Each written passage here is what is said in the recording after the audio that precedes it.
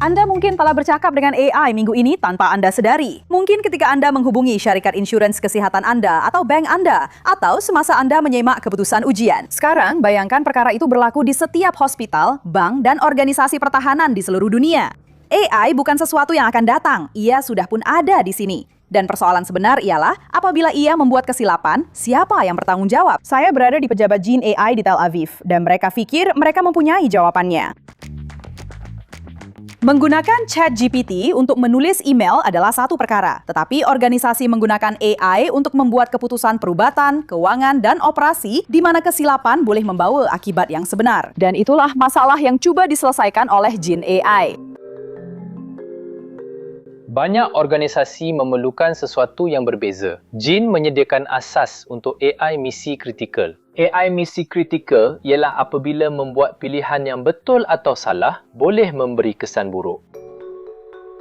Jin tidak membina AI. Ia membina mekanisme kawalan di sekelilingnya, memastikan AI adalah tepat, boleh dipertanggungjawabkan dan cukup selamat untuk membuat keputusan yang kritikal. 12 bulan dari sekarang, kita akan mempunyai ribuan penyelesaian AI dan ejen yang mungkin sedang beroperasi. 10,000, 20,000, mungkin 50,000 pekerja menggunakan AI setiap hari. Mereka mempunyai sistem AI yang terasing yang berjalan tanpa kawalan. Berapa kosnya? Siapa yang bertanggungjawab jika sesuatu tidak kena? Jika anda tidak mempunyai asas AI bertaraf perusahaan pada skala besar, alat-alat kecil itu akan rosak. Dan ini sudah pun berlaku dalam organisasi yang kebanyakan orang anggap sudah mengawalnya. Pekerja menggunakan alat AI, kadang-kadang berpuluh-puluh alat yang berbeza tanpa sebarang pengawasan. Data sensitif, rekod pesakit, maklumat keuangan, semuanya dimasukkan ke dalam sistem yang tiada siapa di peringkat atasan yang meluluskan atau bahkan mengetahuinya. Kebanyakan individu langsung tidak sedar betapa terdedahnya mereka dari segi peribadi dan profesional. Perusahaan memahami risikonya, tetapi kadar penerimaan teknologi lebih pantas daripada keupayaan mereka untuk mengawalnya. Dan ia bukan hanya syarikat teknologi, ia juga penyedia penjagaan kesihatan anda, bank anda, dan organisasi yang dipercayai dengan maklumat paling sensitif anda. Jadi, bagaimana sebenarnya keadaannya?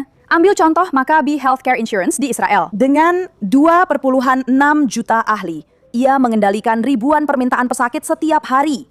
Sehingga baru-baru ini, kebanyakan kes tersebut disemak secara manual, sehinggalah Jin AI terlibat. Kami secara automatik memproses pelbagai rekod perubatan, dokumen, kelulusan, transkripsi panggilan telefon. Kami sebenarnya mencipta ringkasan kes atau ringkasan perubatan. Kami menganalisis perkara yang betul dan kami memberikan cadangan terbaik seterusnya. Hasilnya dipersembahkan kepada doktor dalam aplikasi yang sangat mesra pengguna. Bayangkan, mengurangkan masa pengendalian purata daripada 30 minit kepada 3 minit. AI mempercepatkan proses, tetapi manusia masih membuat keputusan akhir. Dan itulah model yang digunakan dalam penjagaan kesehatan, keuangan, dan pertahanan.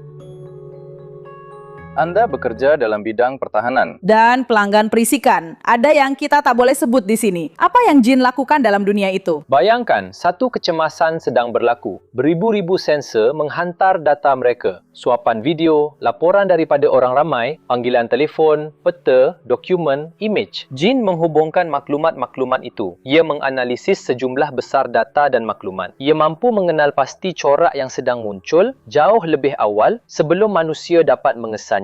Dalam pertahanan, cabarannya bukan sekedar ketepatan. Cabarannya ialah keselamatan. Setiap pertanyaan AI yang dihantar keluar organisasi bermakna data sedang keluar dari organisasi. Dalam kerja ketenteraan dan perisikan, itu adalah risiko yang serius. Dan itulah sebabnya sistem paling sensitif Jin dijalankan sepenuhnya di dalam rangkaian pelanggan sendiri. Tiada internet, tiada pelayan luar, tiada apa-apa yang dibenarkan keluar dari rangkaian itu.